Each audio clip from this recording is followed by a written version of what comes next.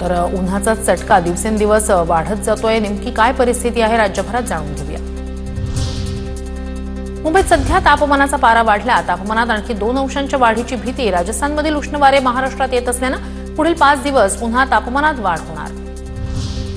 वाढत्या तापमानामुळे मुंबईकरांच्या त्वचेवर परिणाम। महिन्याभरात त्वचा विकाराचे 35% रुग्ण वाढले। मुंबईचं तापमान आणखी 2 ते 3 अंशांनी वाढण्याचा अंदाज। अकोल्यात सलग दुसऱ्या दिवशीही 44.2 अंश तापमानाची नोंद। तर 21 आणि 22 एप्रिलला कमाल तापमान 45च्या वर जाण्याची शक्यता। नंदुरबार जिल्ह्यात पारा 43 अंशांवर। सर्वाधिक फटका फळबागांना। रस्त्यावर शुकशुकाट, टोपी, रुमाल, स्कार्फ आणि सफेद कपड्यांची मागणी वाढली। यवतमाळमधील कारेगाव पारधी बेड्यावरील महिला जीव धोक्यात घालून आणतात हंडाभर पाणी।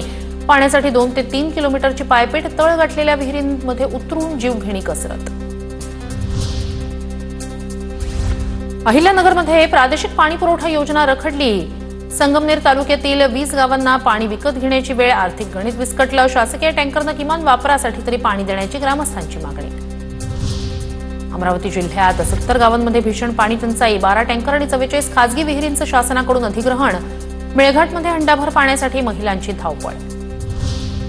लातूर जिल्ह्यातील 102 प्रकल्पांमधून गाळ उपसा अभियानाला सुरुवात। नाम फाउंडेशन आणि जलसंपदा विभाग यांच्या संयुक्त विद्यमाने शेतकऱ्यांना सोबत घेत अभियानाची सुरुवात। धुळ्यात उन्हाळ्यात विजेची वाढती मागणी आणि वीज पुरवठा खंडित होऊ नये यासाठी ट्रान्सफॉर्मर जवळ लावले कूलर। शहर आणि ग्रामीण भागातील 36 ट्रान्सफॉर्मर जवळ 106 कूलरची व्यवस्था।